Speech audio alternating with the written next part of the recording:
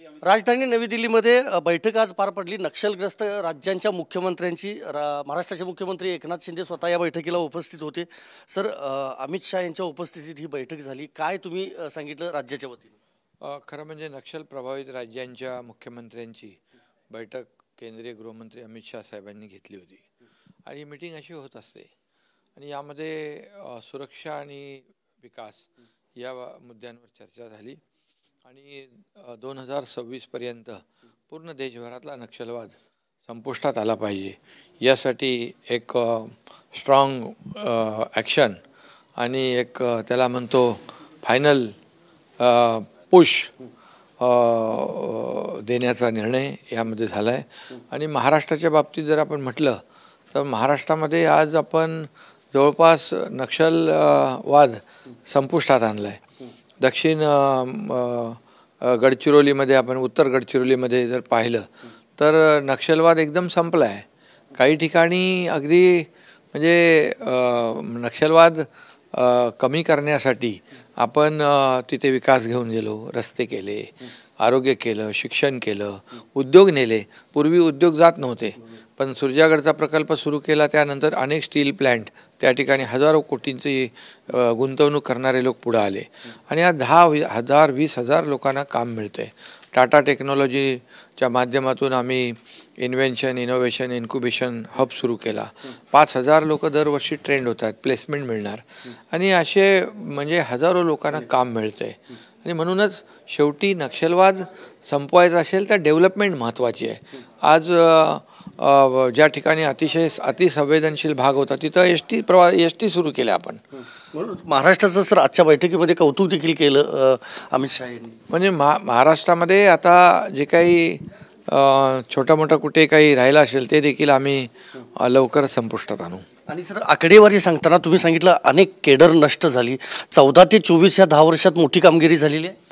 खूप मोठ्या प्रमाणावर कामगिरी झाली आणि जवळपास 550 केडर होते, आता जवळपास 50 केडर आहेत। आणि त्यामुळे या सर्व आमच्या कार्यकाळामध्ये याच्यात खऱ्या म्हणजे एकही शहीद झाला नाही आणि मोठ्या प्रमाणावर जी कारवाई झाली आणि या सगळ्या नक्षल गँगमध्ये भरती होते ना, ती रिक्रुटमेंट, ती भरती नाही झाली। सप्लाय चेन पण तुम्ही तोडली, सप्लाय चेन तोडली, रिक्रुटमेंट बंद झाली आणि एकही पोलीस शहीद झाला नाही। हे त्याचं विशेष आहे, कारण अतिशय आपली जी टीम आहे केंद्राची आणि स्टेटची C60 टीम आपली आहे, खूप मोठे स्ट्रॉंग ॲक्शन घेतात, अगदी मोठ्या प्रमाणावर त्यांचं ऑपरेशन चालतं। आणि म्हणूनच हे ऑपरेशन एकीकडे करत असताना विकास देखील महत्त्वाचा आहे, सोयीसुविधा महत्त्वाच्या आहेत, लोकांची मानसिकता बदलणं महत्त्वाचं आहे। आणि म्हणून आता निवडणुकीमध्ये काही लोकांनी सांगितलं मतदान करू नका, तुम्ही पोस्टर लावले, बॅनर लावले, पोस्टर आपल्या लोकांनी फाडले, जाळून टाकले, 71, 70, 72% मतदान झालं। यावरून काही गावकऱ्यांनी नक्षलवाद्यांना गावबंदी केली। हे एक चांगलं जे हे आहे लक्षण आहे आणि त्यामुळे मला समाधान आहे की आणि मी स्वतः जेव्हा पालकमंत्री होतो तेव्हा मी 15-20 वेळा तिथे जाऊन आलो। म्हणजे अतिशय रिमोट एरिया जिथं कोर एरिया आहे तिथे मी गेलो।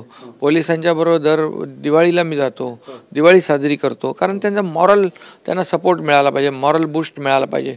मोठे आतंकवादी तुकड्या, मोठमोठे जे नक्षलवादी जे मारल्यानंतर त्यांना मी बक्षीस जाहीर करतो आणि त्यामुळे त्यांना मॉरल सपोर्ट मिळाल्यामुळे हे महाराष्ट्रातला नक्षलवाद जो आहे अगदी अंतिम टप्प्यात आहे। शेवटचा एक प्रश्न, अमित शहांना देखील तुम्ही भेटलात शेवटी, आता ती बैठक झाल्यावर एक बैठक झाली तुमची, काही राजकीय? नाही, राजकीय चर्चा काहीच नाही। आज चर्चा हीच होती देशाची सुरक्षा।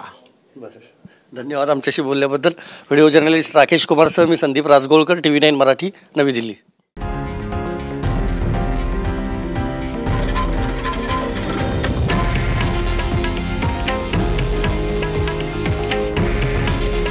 हे आहे देशातील नंबर 1 न्यूज नेटवर्क आणि आपण पाहत आहात TV9 मराठी।